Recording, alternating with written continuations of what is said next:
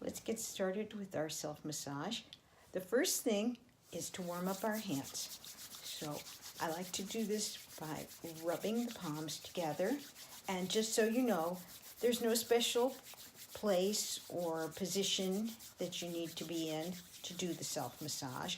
You could be lying down in your bed, you could be in a chair, you could be sitting on the floor like I am, doesn't matter. Just to get everything warmed up and loosened up a little bit. And now I find it very soothing to cup the hands over the eyes.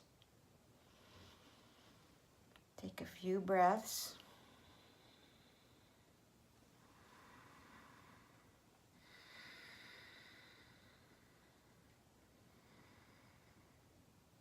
Good.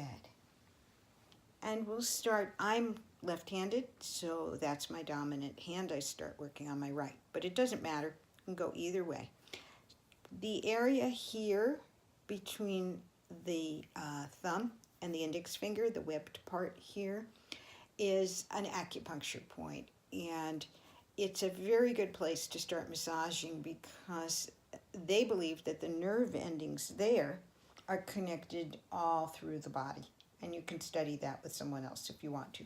But I find that just gently rubbing in that area is very soothing and very helpful. And it also, I'm going to do the other hand now, brings me to a really important thing about massaging. When you get a massage from someone else, you can tell them you'd like it a little firmer or a little softer. But when you do it for yourself, you can make it perfect. And that means that when you approach an area, like in my dominant hand here, where I've got a little knot, feels a little uncomfortable as I touch it, I begin by being very soothing, and I'm just rubbing a little bit around the outside of the skin. And as I begin to relax, you see how my finger is going deeper in, and you get to decide how deep you want to go.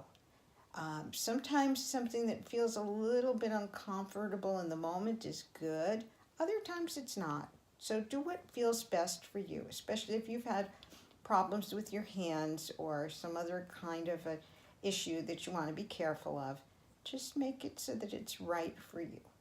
Okay, now I've done both of the webs, and I'm going to move on to the fingers. And I start by taking the thumb and going along the sides of it, rubbing, and then popping at the edge. Each finger in turn, rubbing along the sides, popping at the end. Doesn't have to be any special way, but you can kind of hear a sound when I let go. Now, there are a lot of different theories about massaging. Some people believe that you're loosening up energy. Other people would say that it's simply a mechanical process. I invite you to make your own choice.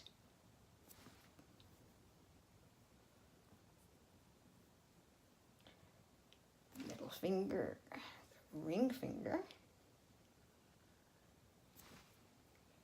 and the little finger. Good. And then a little bit more rubbing and massaging. And now we're going to go up into the space between the bones. I believe there's about 20 bones in the hand. Same thing in the thumb. So you want to get between the digits and work your way up. I'm showing you the back of my hand, but if I turn it over, show you what it looks like from the inside, from the palm side, same thing. Most of us have veins, or we can see ligaments, and we want to go between them. They run along our fingers. We want to go between them and loosen that entire area, both hands.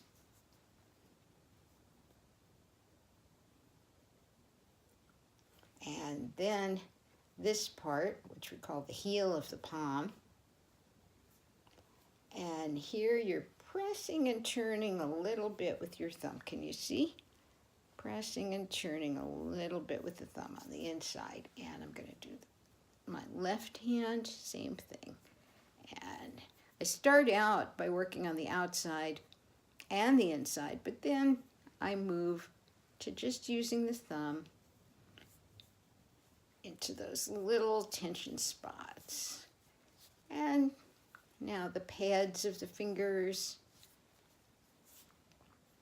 going along from the largest to the smallest, although I don't think it really matters, and working away up towards the wrists. And I'm now massaging on the wrist, both hands. I don't use any lotion. I do work from the extremities up because that aids circulation, helps the lymph to move through the body. All right. So we've taken the most time today to just work on our hands, and next time I'll put up another tape and we will work on the neck, shoulder area, and the back of the skull. I hope you enjoyed this, and I hope to see you again. Thanks.